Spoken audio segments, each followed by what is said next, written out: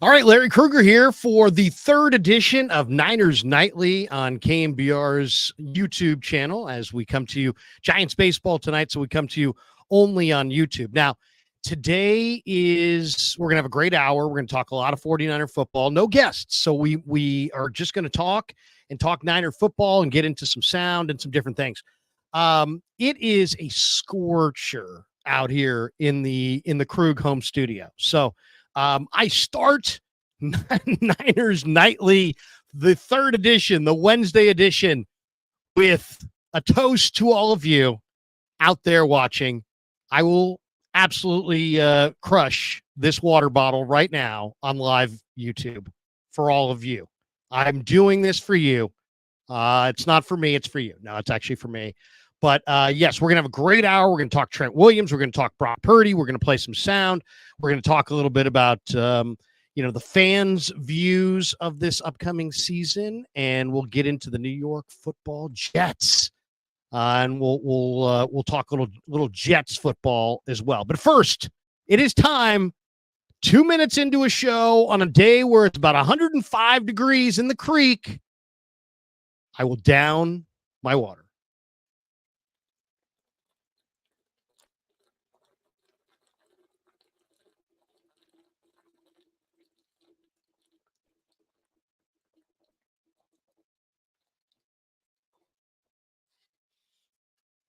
There you go. Good night, everybody. That's number one in the books. As I get a little water in my head. Water bottle number 2 coming up here in a bit. All right. We have something to look forward to. All right. I want to get into talk a little Niners right out of the chute. One of my favorite quotes of the day, I thought, came from Trent Williams, big Trent Williams, who we talked to yesterday down in Santa Clara. Today, by the way, the players' off day, so no media availability today. Tomorrow, I'll be down there again. Big day tomorrow. A lot going on tomorrow. All kinds of stuff on the Krug show, all kinds of stuff. And, of course, Niners Nightly tomorrow night at 6 o'clock. I'll also be on tomorrow night with Tommy and Copes, so look for that. All right. But first, let's talk a little bit about Trent Williams, because Trent took to the podium and talked a little bit about Brock Purdy. And I want to get into this. This is a pretty good little soundbite from Trent. I'm going to share the screen here so you guys can all check it out on the YouTube. A little share screen, and we'll share it with Twitter. And there we go. Okay. And so now we'll make it a little bigger, rewind it a little bit. Here's my question here's a question to Trent. I don't think it was mine, actually. And his answer on Brock Purdy. How much awareness did you have, if any, that next season, the priority is going to be Brock? The team has been pretty public about it. Going through this. Yeah, of course. I think I want all my teammates to get paid. I want them to get every red cent that they deserve, every red cent that they can. So Brock has obviously outplayed a Mr. Irrelevant contract. So I would be thrilled. Absolutely to not only see, but to watch his life change, something like that, because he deserves it. If there's any great American story that you can look for in the NFL, it's this one right here. Nobody ever thought that he could do what he did. Froze on us there. There we go. Still doesn't look to par when you bring in your last first round quarterbacks. You're probably going to look at him and be like, he doesn't fit, but he's better than all of them. And I think his play speaks for itself. So super proud of him, man. I love the kid to death. He deserves every dollar coming his way. And yeah, I want to be a part to help him get to what exactly he deserves. Yeah, great answer. Great answer there by Trent. And Jake Hutchinson, our good friend Jake Hutchinson, asked that question yesterday down in Santa Clara. Okay, 2 things about that answer from Trent really jumped out to me. One, I love how Trent's like, man, you can take all these hotshot young quarterbacks that come down the pike, and Brock's better than all of them. And that's really the case. I mean, now I don't know if he'll be better than all of them, 5 years from now. But right now, who do you want? You got a game to win tomorrow, and you can have Trevor Lawrence, who was supposed to be a generational talent, or Brock Purdy? What do you want? You got a game to win tomorrow. You want Caleb Williams or you want Brock Purdy? You got a game to win tomorrow. You want Jaden Daniels?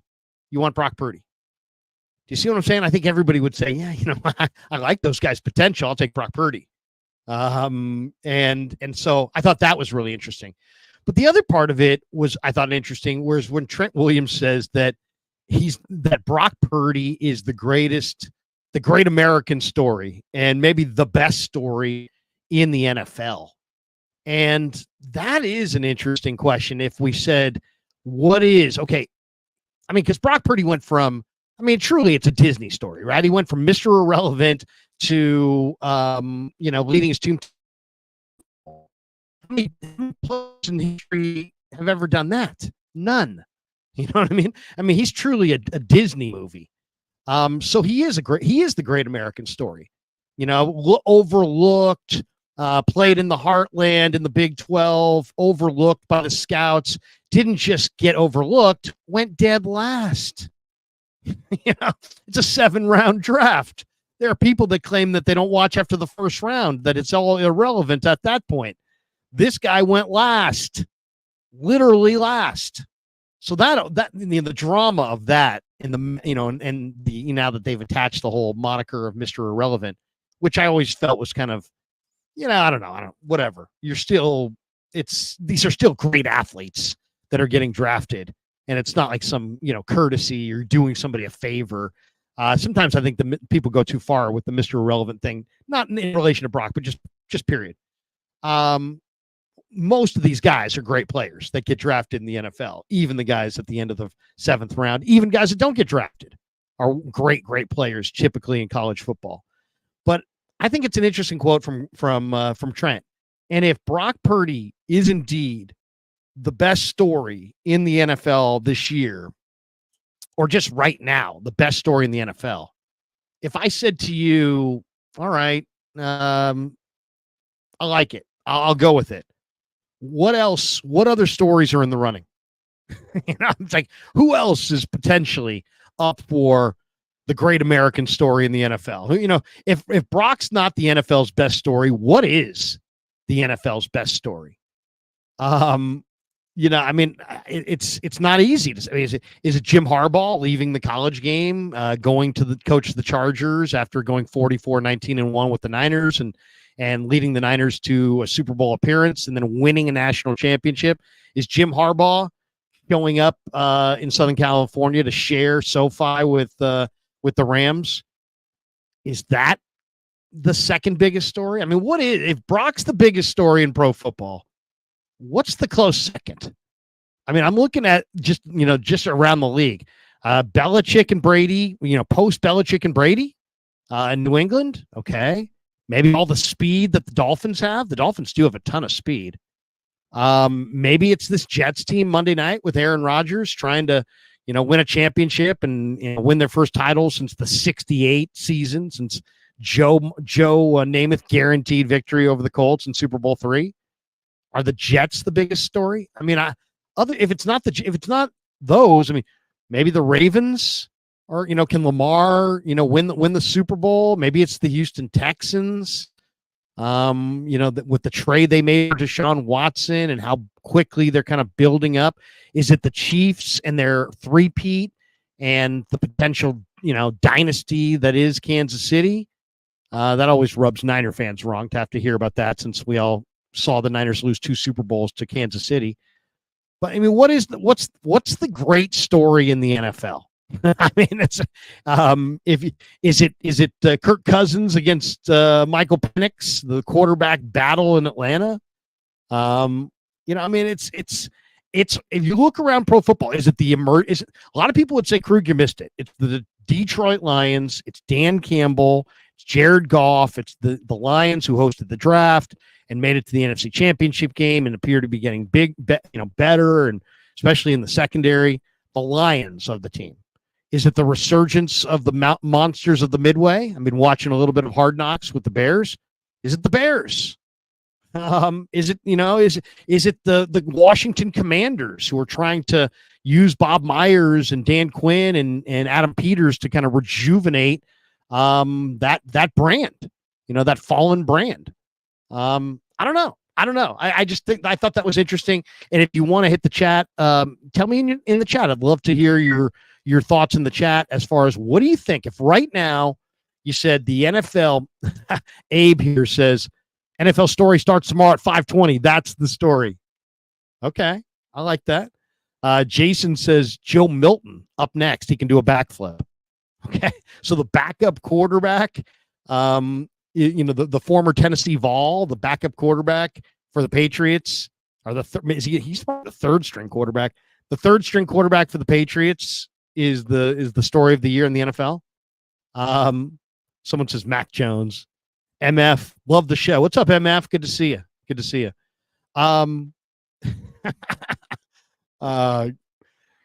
It's funny. It's interesting. To me, that one is really interesting. That Brock Purdy I do think he's the best story in pro football. I would probably say it's the Texans or the Lions.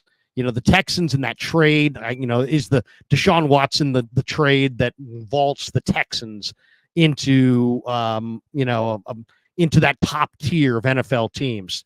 That could be the case, or it could be Detroit, or maybe even Green Bay. If Green Bay got it rolling. But to me, I agree with Trent. I think Brock Purdy is, that is the great American story. And it's not an accident. He's not going to turn into a pumpkin. He's not going to revert back to some, form that we've never seen. What you're seeing is legit. And, I think he's probably going to get better. All right, this is what we're going to do. We're going to take a timeout. Up next, we're going to play you some sound from Rich Eisen, a little chunk of sound from Rich with Brock Purdy today, and then we'll comment on that. Also, there's a bit of sound from Mark Schlereth on Purdy. We have some thoughts on that. We'll preview the Jets a little bit as well.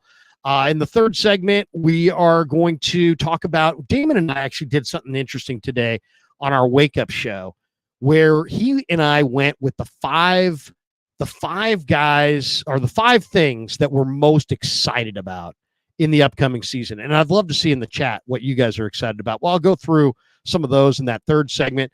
And then in the fourth segment, I've got some Pro Football Focus numbers on the preseason. Who were the Niners' best and worst players on both sides of the football, according to Pro Football Focus in the preseason? We'll look at some of those numbers. And we'll also talk a little bit about Kyle Shanahan and John Lynch. So if you want to chime in, what we'll do is we'll take a break we'll just do like a 2-minute break.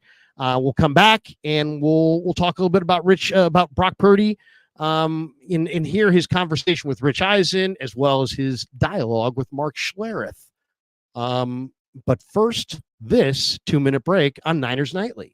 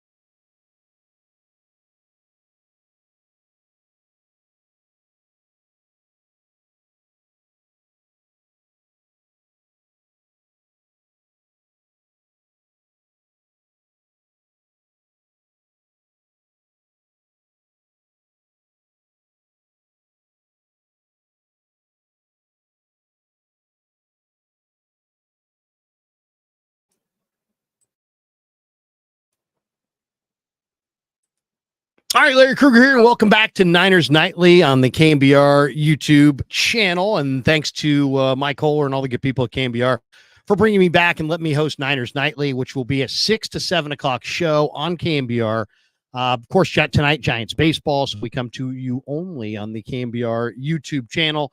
I was on earlier today with Greg and John on their show, and tomorrow you can catch me at 4:50 with Tommy and Copes from Santa Clara. We'll be down in Santa Clara. All right.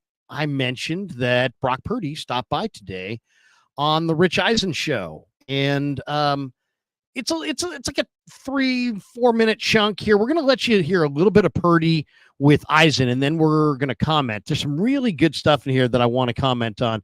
But first, if you haven't caught this, a couple minutes here with Rich Eisen, who welcomed on Brock Purdy to the show today. Of course, Purdy, as you see on the screen, they're entering his third NFL season. He's sitting in a room off to the side of the locker room, taping this earlier today on the Rich Eisen show.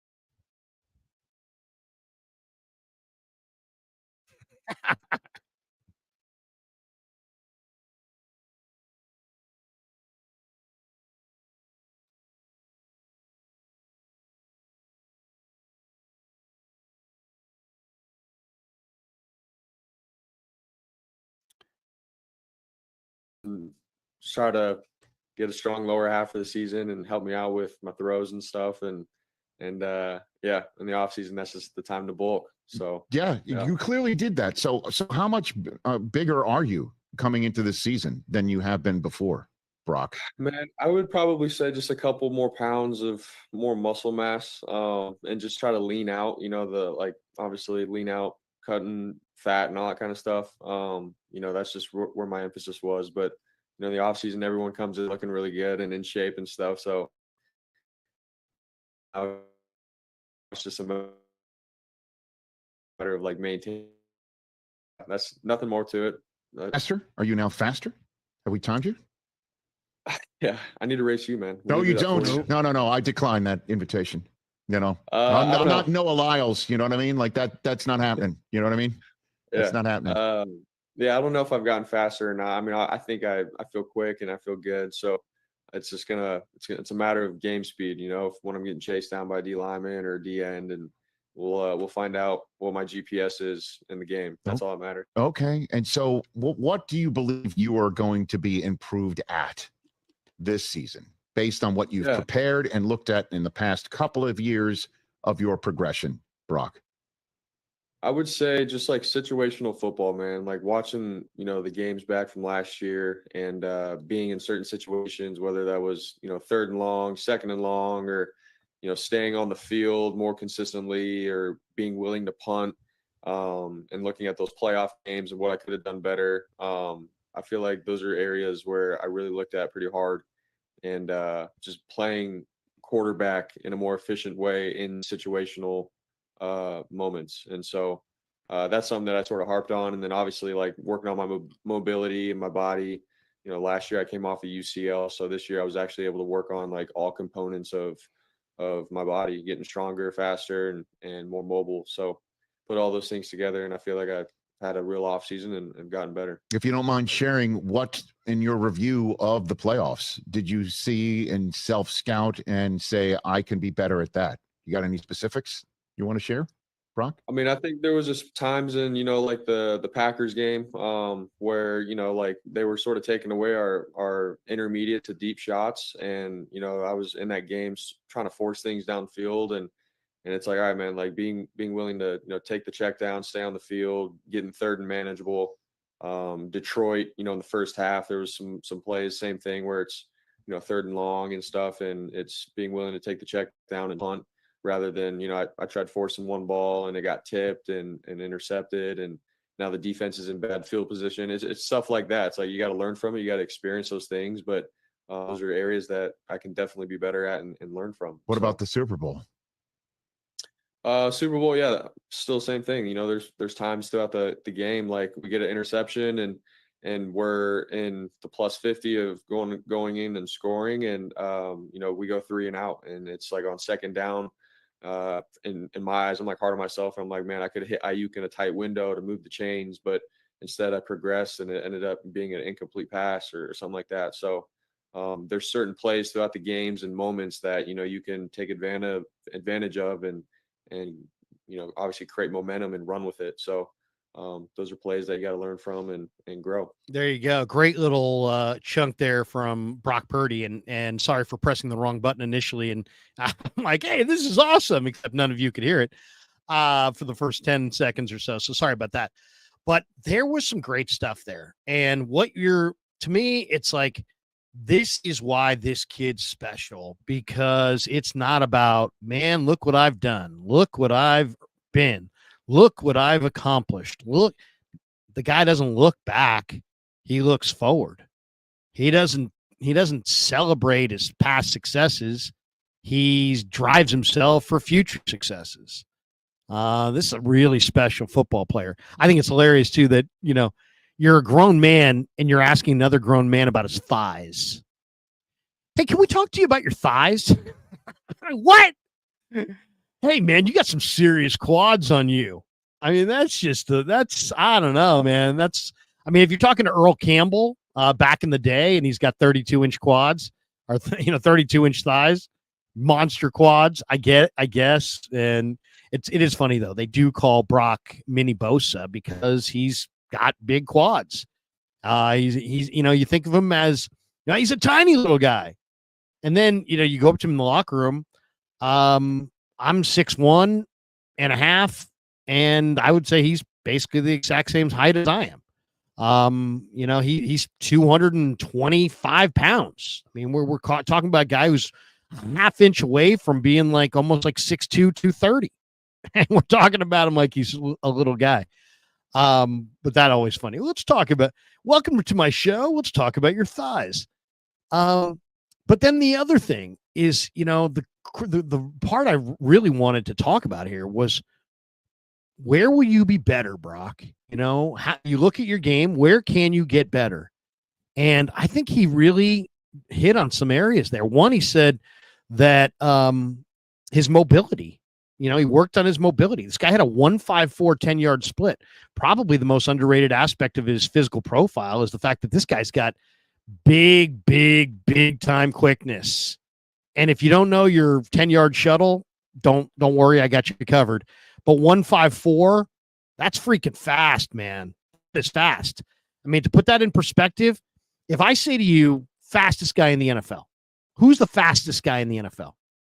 Guys, if I throw it in the chat right now, if you're in the chat, you're listening to the show, fastest guy in the NFL. Who's the most electric player in the NFL today with the ball in his hands? Who is it? It's Tyreek Hill. It's Tyreek Hill, the Miami Dolphins. Tyreek Hill's 10-yard split, 1.50. Brock Purdy's 10-yard split, 1.54.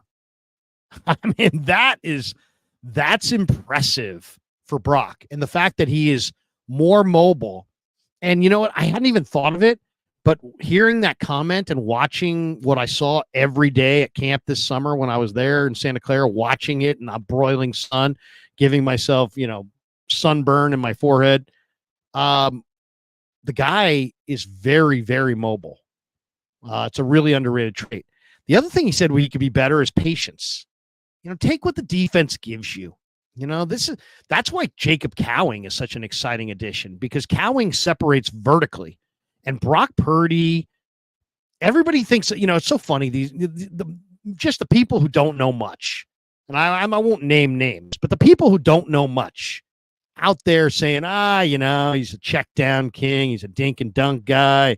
They got to go with Lance. Why? Because this other guy, he's a check down king. He's a dink and dunker. No, wrong. Thanks for coming. Way to judge the book by the cover. I mean, seriously, there's all these people that'll be so offended if you judge their book by their cover, but they can judge Brock's book by his cover. So, he's a small guy who doesn't want to throw the ball down the field. Numbers show the opposite. This guy wants to go down the field. If anything, his natural inclination is to attack down the field. That's what he wants to do. If there's some part of his game, you look at him and say, oh, well, maybe he's a check down guy. No, he's not. Alex Smith was a check down guy. Brock Purdy challenges, the idea of attacking down the field. And if anything, if he has a weakness, he's probably impatient. He's got the youthful impatience. And he wants to make a big play, and he wants to make it like yesterday. He wants to make it now. So I thought that was interesting. Where can you be better, Brock? I can be better with situational football. I can be better with my patience. I can be better with taking what the defense gives you. And I worked on my mobility in the offseason. I thought that was interesting. And then, by the way, if you say, what is Brock? What's the magic? He's got the right mix, right? You watch it and you know it's good. But if you try to describe it to somebody, it's hard to describe, right? It's like all great NFL people know what they like in a quarterback. When they see it, they can't always verbalize it. What is it that Brock Purdy's got that other quarterbacks don't got? And it's a couple things: tremendous toughness, great processing, very accurate, courageous as hell. Guy will stand in the pocket. These are all big time traits. But guys, to me, he's got his dial, his risk reward dial is exactly set perfectly. And if I could talk to him about it, I'd love to. This guy takes chances down the field. He's aggressive, but he protects the football. So it's like it's the balance of attack downfield and be aggressive, take what the defense gives you, protect the football. Like, you're a great player if you attack down the field. You're a bad player if you attack down the field and get it picked. So it's that risk reward meter. And some guys never get it in the right spot. Derek Carr, perfect example. Doesn't have it. Does not have it. When the game's on the line, he'll throw the ball into the turf. He'll take huge risks backed up on his own goal line. His feel, it ain't there. His brother had even less. But Derek Carr doesn't have it. His dials are all screwed up. He takes too many risks. Even the great Mahomes, from time to time, has shown that he takes too many risks. He's great. He's got an incredible skill set. He's the best. He's the best going right now. I almost said best ever. Come on, he's not the best ever, but he's the best going right now. But his risk reward sometimes is not right. That's when you're a great quarterback, your risk reward meter is set perfectly. You attack downfield, but you protect the football. Brock Purdy, I think if there's any weakness, it's that he attacks. He's more aggressive than he should be. And he attacked downfield a little bit too much, and he turns the ball over a little bit too much. I mean, we're being hypercritical, right? If he was going to be perfect, he would attack downfield probably right about the same amount, maybe a little bit less, take a little bit better care of the football. I mean, other than that, his meter is absolutely on point. It's absolutely on point. His setting right now of risk reward is the best I've seen from a young quarterback in a long, long time. He really understands risk reward. All right. We're going to take another timeout. We'll take a 2-minute break, throw down some more water. And next segment, we're going to talk a little bit. I want to play this Mark Schlereth cut for you. And then I want to get into the 5 things that I'm most excited about. And I'll even share some of Damon's answers this morning as well, because he had some good ones. But the 5 things that I'm fired up about the most for 49er football, we'll get into that in the next segment. But first, we'll start with a little Mark Schlereth on Brock Purdy. I thought he had some great comments today, and we'll let you hear some of that coming up here in a second. But first, we'll take a timeout on Niners Nightly on the Sports Leader.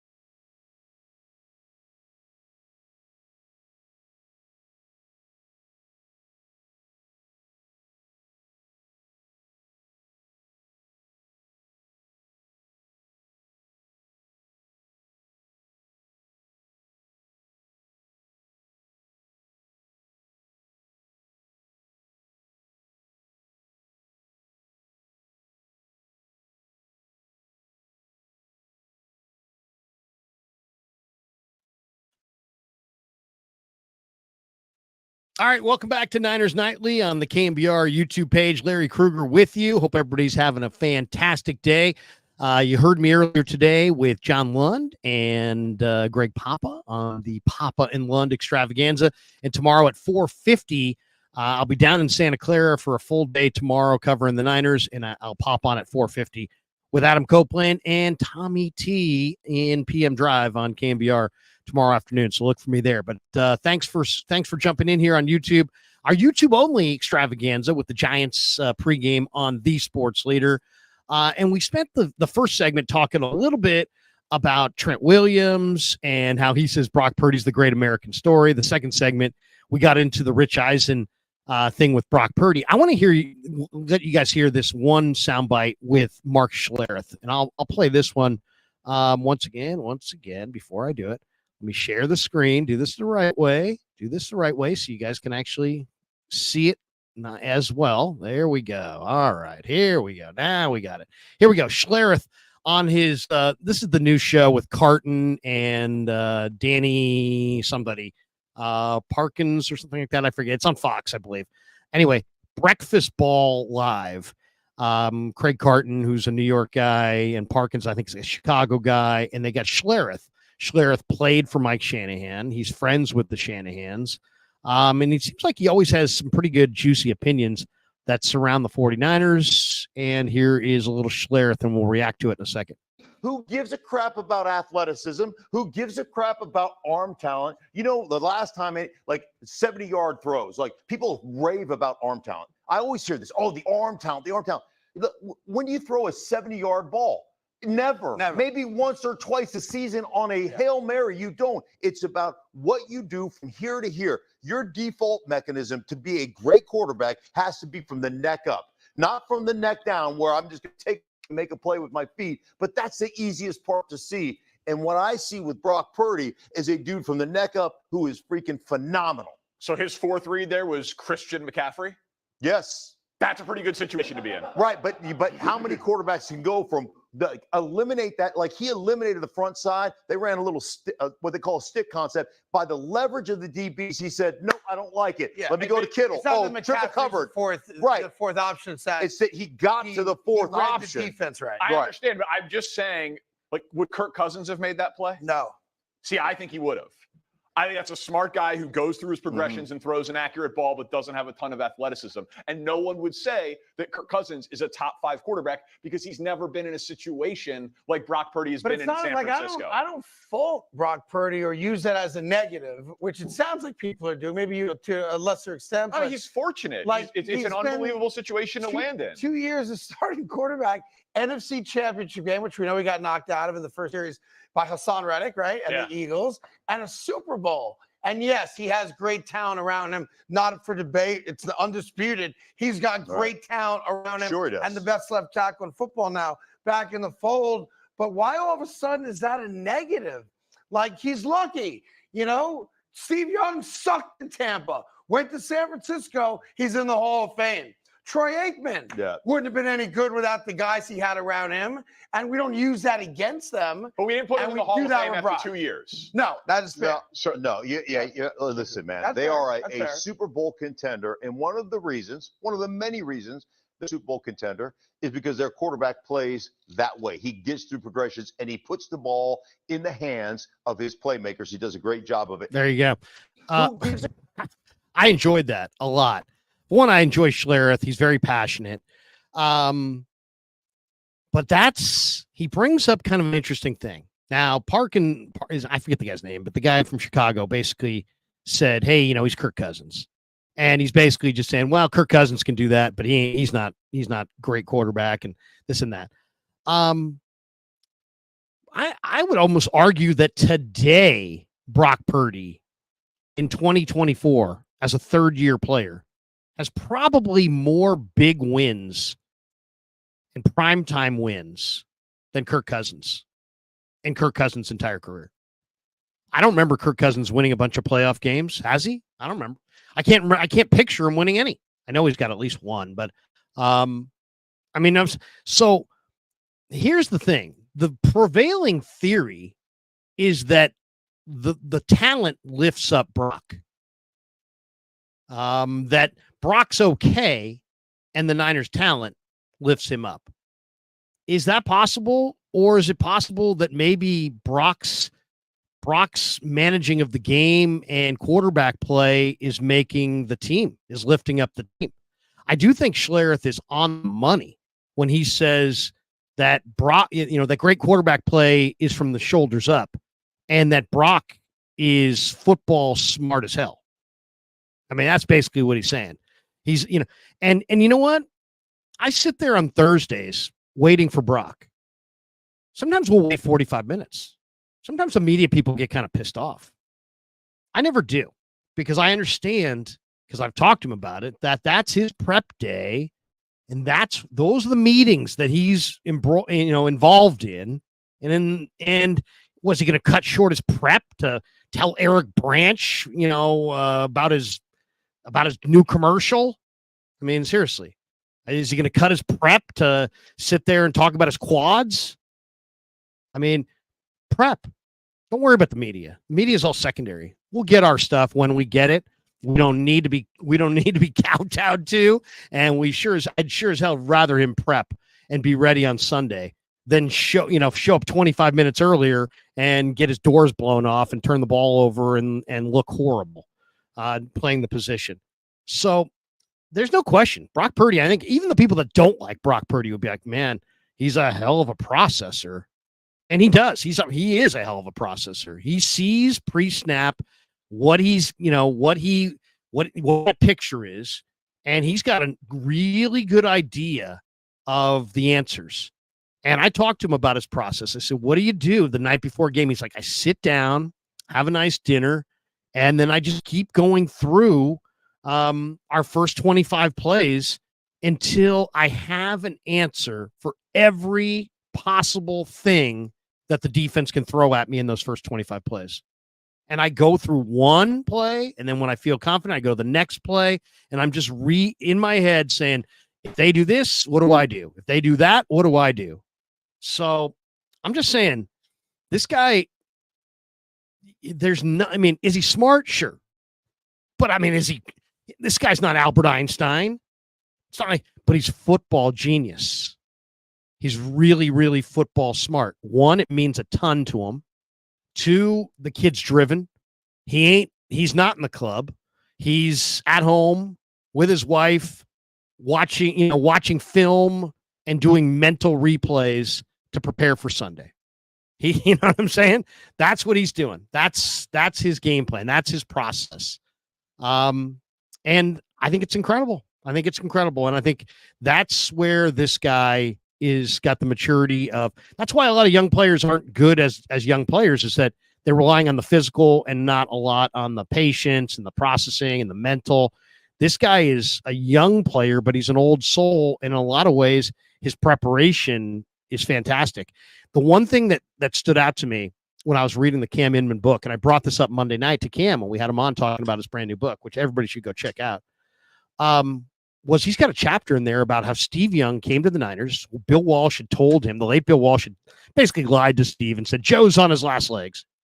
And he shows up to Niner camp and he's like, Joe's not on his last legs, he looks great. And Steve admitted that he was floored. And it's one of the anecdotes in the book by Joe's unbelievable preparation. And to some degree, I think, the Brock Purdy Joe comparisons are ridiculous, but they're not totally ridiculous from the standpoint of Brent Jones made it. I mean, it's ridiculous if I say it. It's not as ridiculous if Brent says it, and Brent said it. Brent says that Brock reminds him in a lot of ways of Joe. The intangibles, the quiet, competitive fire, the calm in the huddle, the toughness, the football intellect, the competitive fire. I'll cut you for a nickel. It's like, I gotta win. This guy's, he's after it. He's out to win. He's not out there to make friends. He's out there to win. That was Joe Montana. So I don't know. The fact that Sam Darnold said that he was floored by Brock's preparation, and that Young said the same thing about Joe, I thought, to me, very, very interesting there. And I see where the other guys are going. The other guys are basically saying, hey, you know what? He's Kirk Cousins. But you know what? He's better than Kirk Cousins. And if he was Kirk Cousins, I think it already would have kind of showed itself by now. I think Brock's a little bit better than Kirk Cousins. All right, we're going to take a quick time out. We're going to come back. Actually, no, we got a couple more minutes. We're going to do a couple more minutes here, and then we'll come back. In this third segment, not only do I want to get into, okay, so we are gonna break right here. We'll break for 2 minutes. We'll come back, and in the third segment, we're gonna get into the 5 things I'm most excited about this upcoming season. So we did this exercise on a live stream this morning, and it was a lot of fun. And so we'll do that right here. The 5 things I'm most excited about next on Niners Nightly.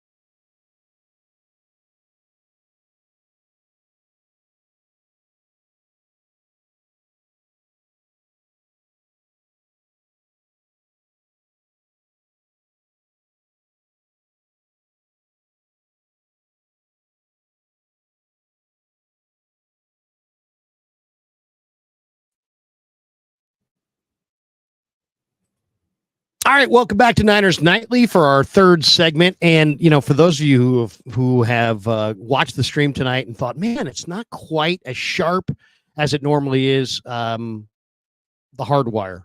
We weren't hardwired correctly, so I apologize if we weren't hardwired, but you'll notice a difference the rest of the show tonight, as we are now hardwired in.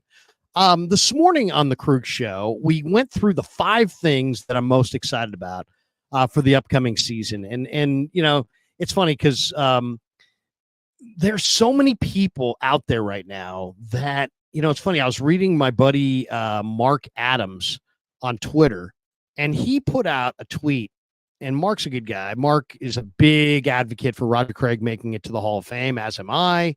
And we worked together on a thing that Matt Mayoko took to the Hall of Fame to present for Roger's case to be made in front of the Hall of Fame committee. I think Roger's going to get in, but it wasn't this year. Hopefully, in the next couple of years, Roger gets in. He belongs in. There's no doubt in my mind. But anyway, Mark Adams tweeted. He said, I've seen so many 49er fans down on this team this year, whether it's from social media posts or articles I published on the Niners. I've been surprised so many Niner fans think this team will struggle. Why is that? Explain yourselves. I'm curious.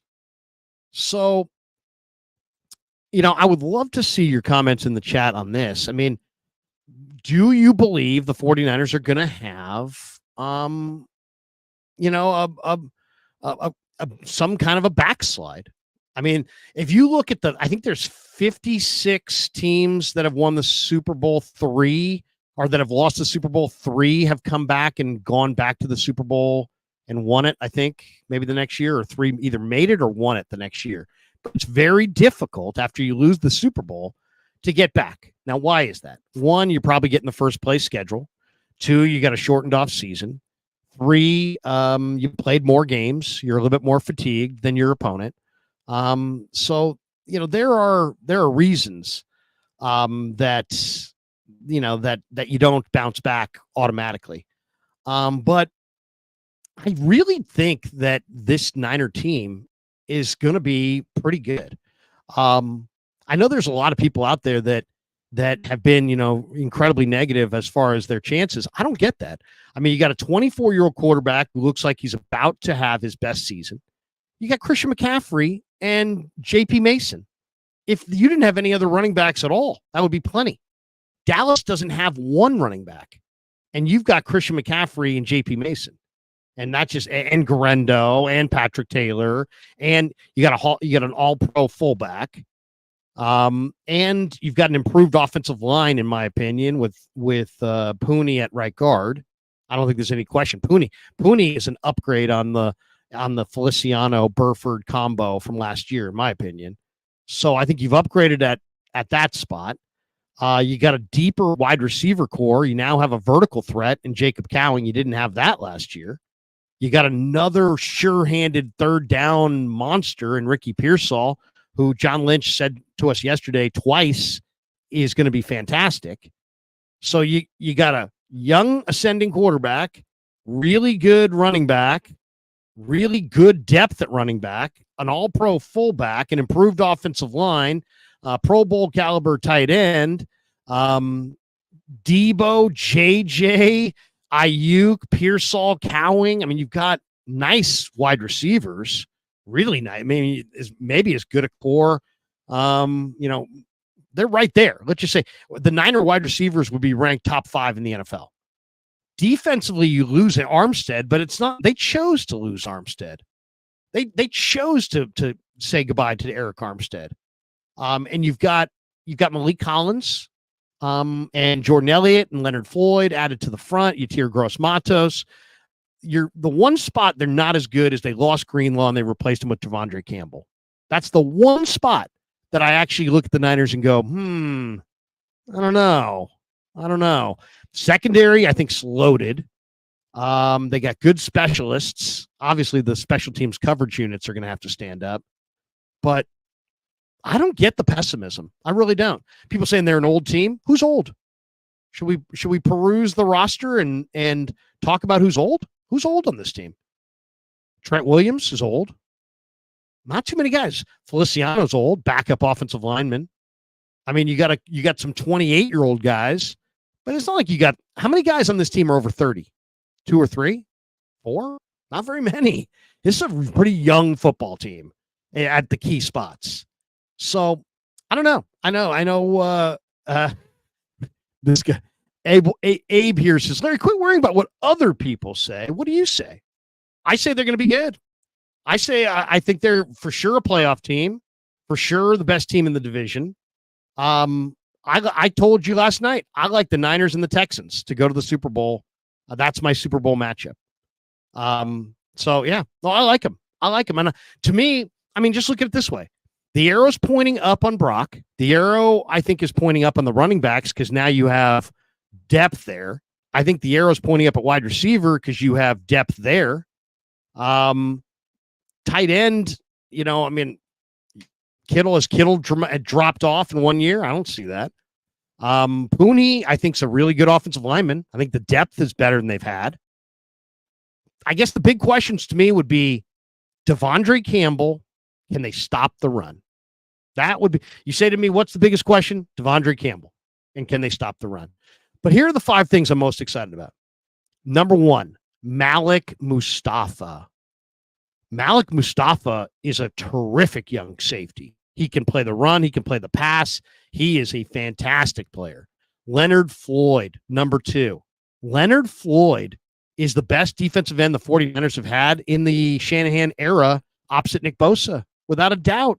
He blows away the rest of the field. Arden Key and D Ford and these guys.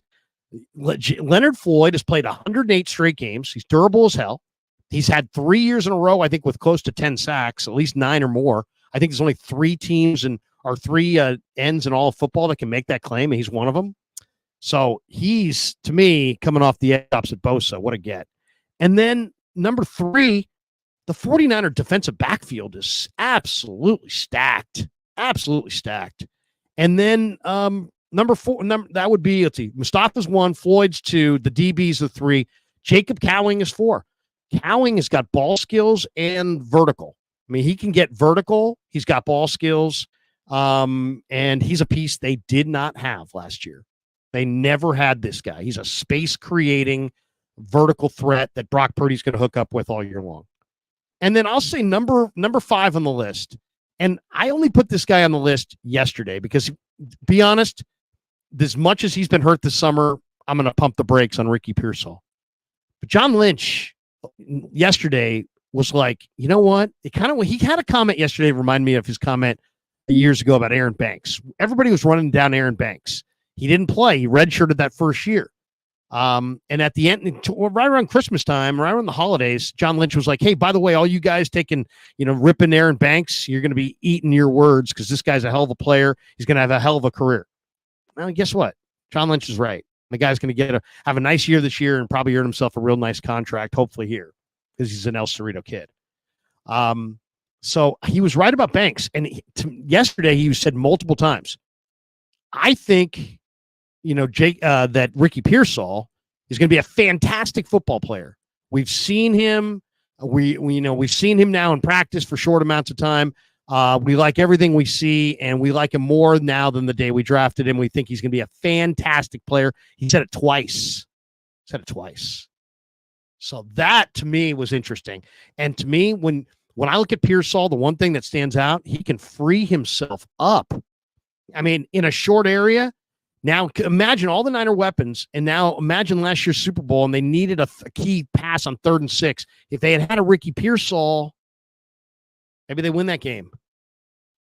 Ricky Pearsall, I think, is going to be a very, very popular 49er because he is going to be a continuity piece. He's going to be the guy who keeps the defense or keeps the Niner offense on the field and keeps the opposing defense on the field. Anyway, Damon this morning went with more name guys. He went with Pooney. But then he went with Bosa, CMC, Ayuk, and the Kyle Brock, combo in year 3 for Brock. Brock's 17-4 as a starter. So all good ones for sure. I like mine. I'll say this though, Dominic Pooney, plug and play starter. I mean, listening to Trent Williams say, man, this kid's got poise. I mean, Trent wouldn't throw out compliments to Pooney unless he really thought Pooney was good. So interesting one there. All right, we'll take one more time out in the 4th segment. We'll do a one quick segment here. We're going to tell you who Pro Football Focus said were the best and worst 49ers during the preseason. That's next as we continue with Niners Nightly on KMBR's YouTube, the sports leader.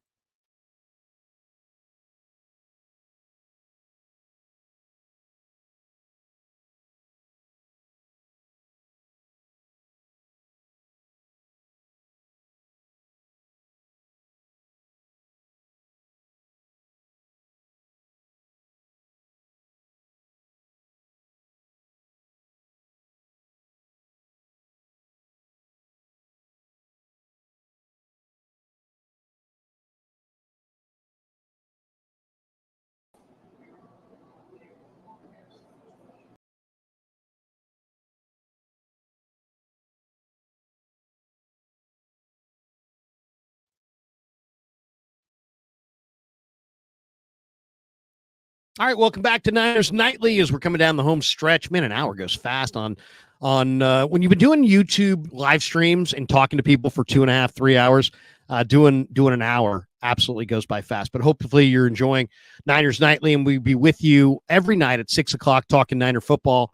Tomorrow, Bob Wischusen, the voice of the Jets, is going to join us on the show. I'm fired up for that. And then on Friday, the great Jody Mack from CBS Sports Radio is a huge Jets fan, is going to stop by as well. And we'll talk a little bit more about the New York Jets as we get ready for Monday night, week 1 NFL. And of course, tomorrow night, the kickoff, Ravens Chiefs at Arrowhead.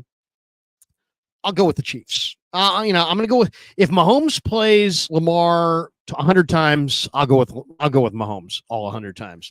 I just think Mahomes is, Kansas City, I just think they're on a different level than Baltimore. I like Baltimore. I like Lamar, and God knows he played awesome on Christmas night against the 49ers. I thought that was one of the best performances I think I've ever seen as far as just the poise, his running and everything. But if I got to take one side or the other, give me Mahomes tomorrow night.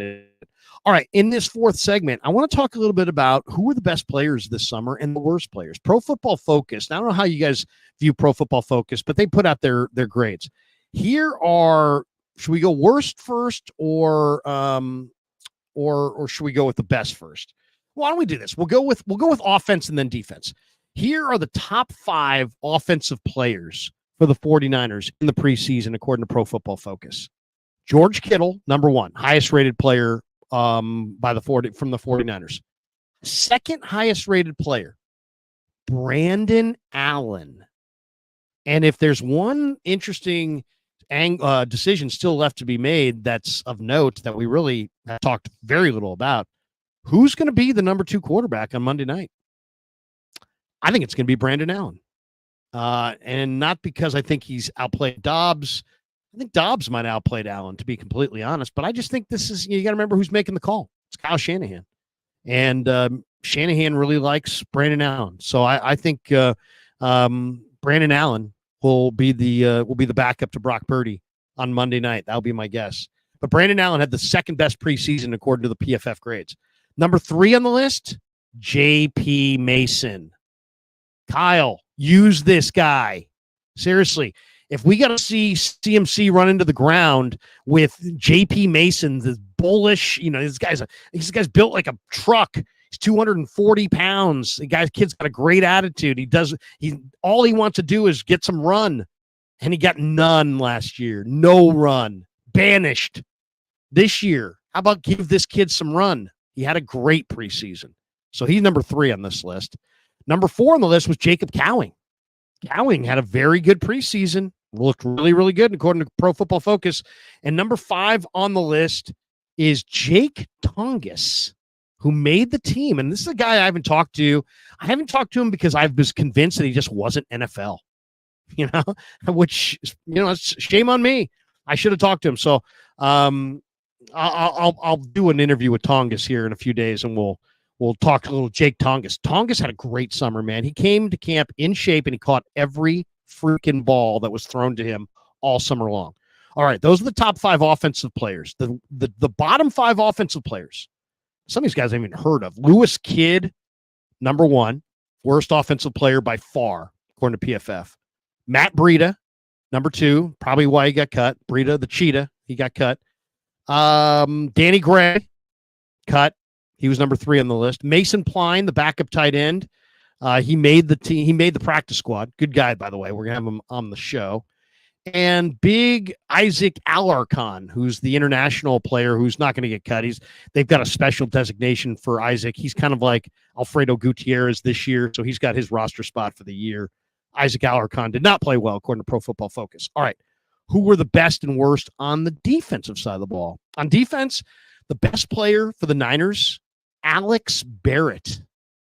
Can you believe that? Alex Barrett had the best Pro Football Focus grade of any defender. Despite playing only 7 snaps in the entire preseason, Malik Collins gets number 2 on the list. Jair Brown, who looks like he's just absolutely primed for a bust-out year, with number 3. George Odom, who's going to start at safety Monday night against the Jets, opposite Jair. He's number 4. And number 5 on the list for the best defensive players in the preseason, Jonathan Garvin. Jonathan Garvin signed from the Hurricanes off the street from Green Bay. Garvin had a good preseason. He really did look good, and he made the practice squad. All right, the worst defensive players, T.Y. McGill, who still made the practice squad. Ambry Thomas, who's on the injured. He's on the IR set to return. Nick Williams, the big defensive tackle. D. Winters, they said had a bad preseason. I don't know if I agree with that, but he did miss some tackles early. And Jordan Elliott. By the way, Saturday, we're going to talk to Jordan Elliott, not this Jordan Elliott, but the Jordan Elliott from NBC Sports Bay Area. He's going to join us on the show. So watch for that, or listen for that on Saturday afternoon. So there you go. There you go. That's the worst. The worst, according to Pro Football Focus, defenders: T.Y. McGill, Ambry Thomas, Nick Williams, D. Winters, and Jordan Elliott. So if you kind of wondered, by the way, who was good, who was bad, at least from PFF, there you got it right there. I don't know if I always agree with PFF. Barrett did have a great preseason, but it was in garbage time. Collins had that one play where he threw away two guys like they were tissue paper and made the tackle. That was an impressive play. I would say Jair Brown has been, was one of the better defense, or he definitely was one of the better defensive players. But they said that Ambry, Nick Williams, D. Winters, and Jordan Elliott. So those are the guys who struggled on D. Hey, by the way, if you're going to the game on Monday night, and you may want to buy a program this week because they changed the numbers around. So there's a bunch of different numbers that guys are wearing. Cowing, by the way, was wearing 83. He's no longer wearing 83. He's wearing Debo's old number 19. So if you see a 19 running out there, remember 19 is not Debo. Debo's number 1. Debo, though, is now Debo's old number belongs to Jacob Cowing. All right, that does it for us tonight. Hope you enjoyed Niners Nightly. Woodpit said should have kept Womack. So, we got Woodpit saying Ambry's got to go. Ebel, I should say, EB here says, good job, Larry. Enjoy the show. Keep it going. Appreciate you. Okay, that does it for us tonight. If you follow me on the Krueger Show on YouTube at 7:15, join us. We're going to have a special guest. The great Paul McCaffrey is going to join us on the YouTube on the Krueger Show. So looking forward to it. Coming up in 13 minutes from right now. I'm going to get a glass of water, towel off, come back and talk a little ball with Paulie on the Krueger Show. So have a great night. And look for me tomorrow at 4:50 with Copes and Tommy. And then we got a lot going on tomorrow on the Krueger Show. And, of course, tomorrow night at 6 o'clock, another edition of Niners Nightly. And anyway, thanks to everybody behind the scenes. Thanks to all you guys in the chat. Have a great night, everybody. Peace. Go